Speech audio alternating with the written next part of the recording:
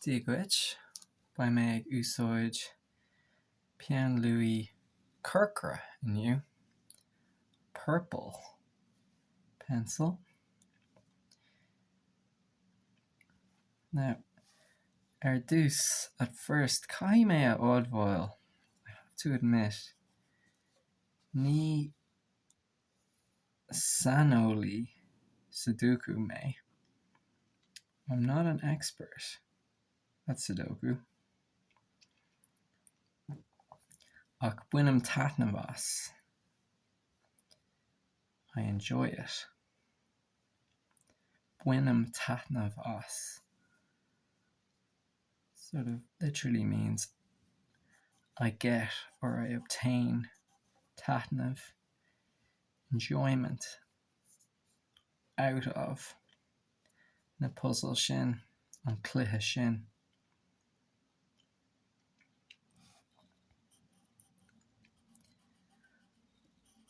Agus sin darlumsa is é sin an rud is tábhachtaí. Is tábhachtach. That's the most important thing. 1, 2, 3, 4, 5. So ní cleachta Sudoku é seo. This is not a Sudoku lesson.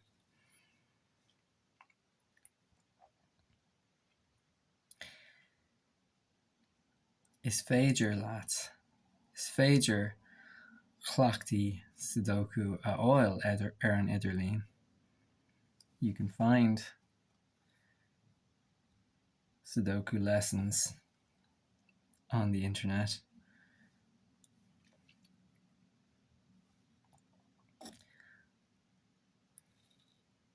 And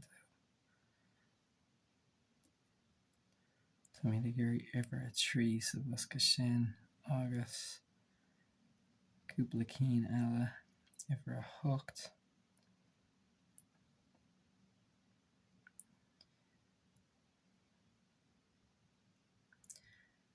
Ní me cainte fós.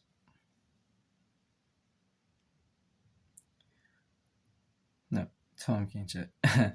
Tá iver a hocht an seo an lína seo agus an cáiliún seo, so tá iver a hocht ag dul an seo. Agus ceapan go bhfuil iver a hocht gach bosca seachas an bosca sin agus chuirfí mé iver a hocht an seo.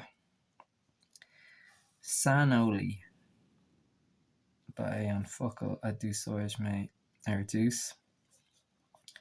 It's the word for expert.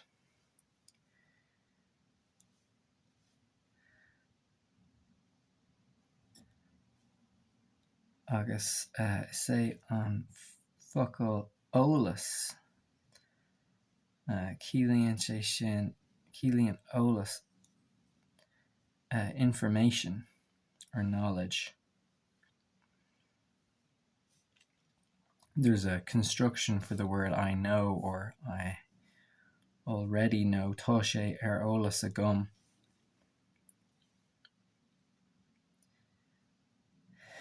And from that same word stem, we get the word for science, ólíocht,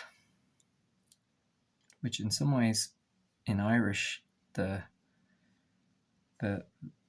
construction of ólíocht, sort of the discipline of acquiring knowledge, it's almost more accurate than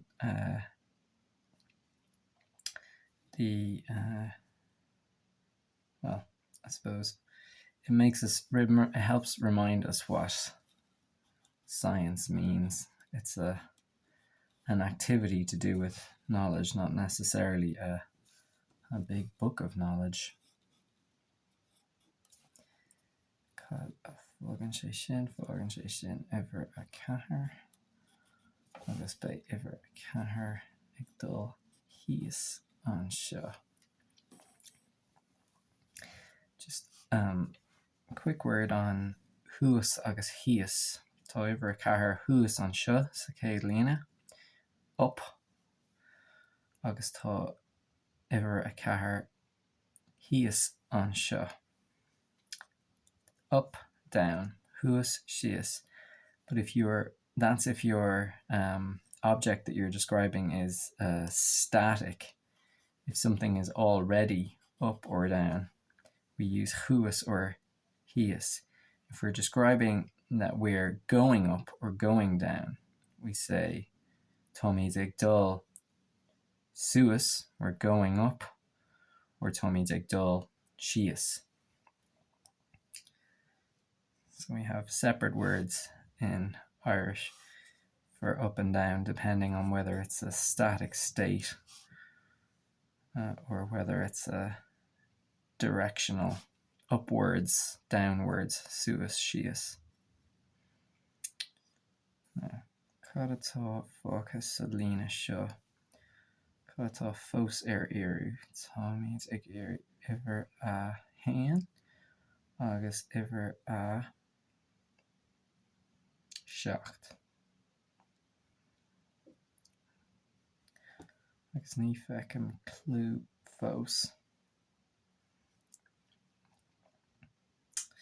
Ag feicim go bhfuil iver a dó iarú an seo.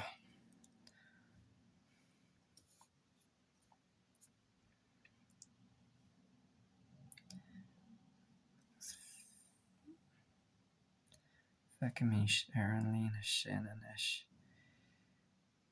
Tá iver a trí iarú, tá iver a cethair iarú, agus tá iver a cethair sa bhosca sin. So fágann sé iver a mheán agus iver a trí.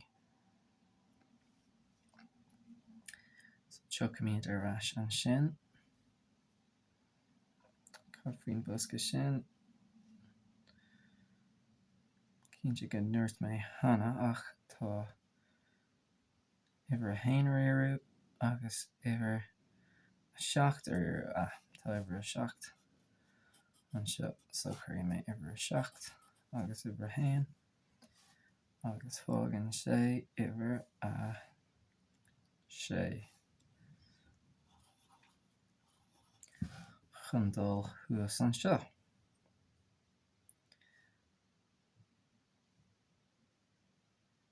Aon, dó,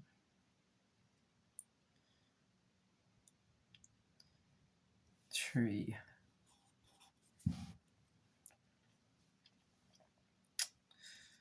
Cúig. Aon, dó, trí. Ceathair, cúig, sé, seacht. Yeah, ólaíocht is the word for science, and the Irish word for geography is tíreolaíocht.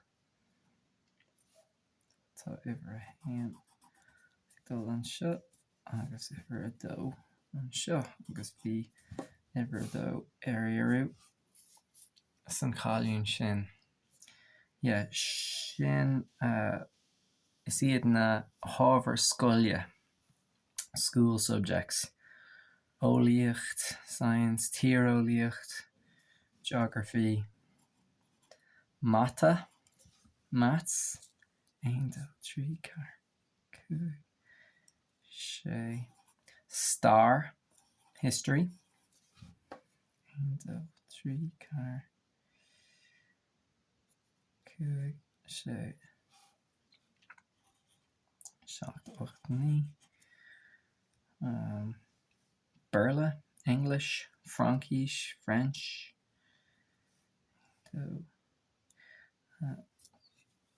Nílam cainte faoin ceann sin ach ceapan business studies sin staidir gnó.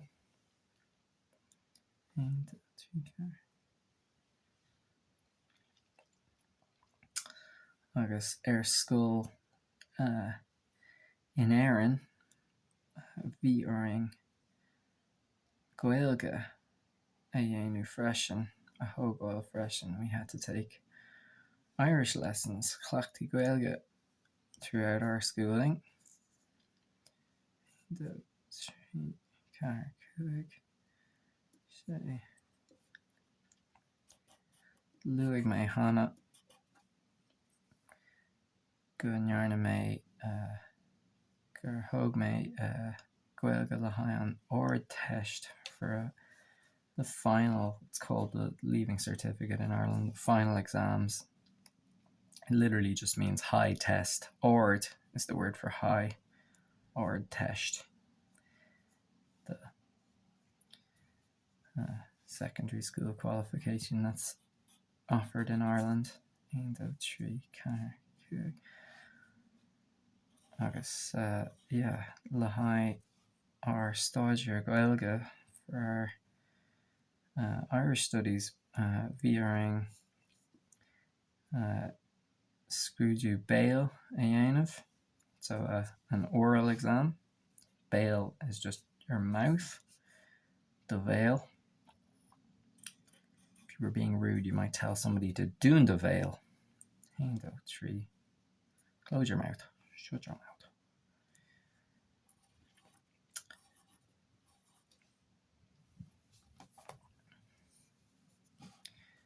Agus, bhí test scríbhte freisin. We had a 1, 2, 3. We had a written exam as well. So, every cúig dul an seo.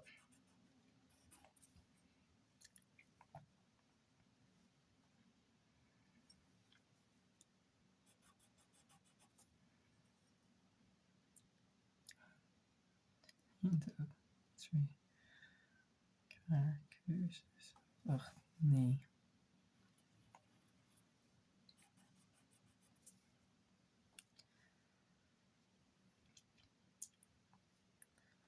So ní sanolí Sudoku mé, ach buinem nathanna was. Agus, well, tásúla agam, I hope, go bhfuil mé ag fabhlam. Hope that I'm learning.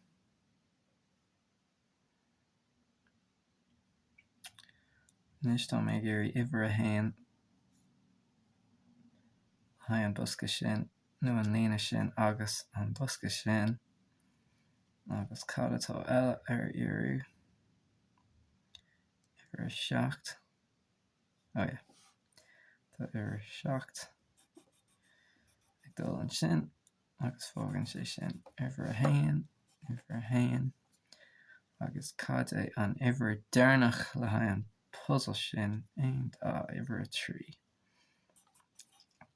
Agus críochnaíonn sé sin an líne seo 1, 2, 3, 4, 5, 6, 7, 8, 9.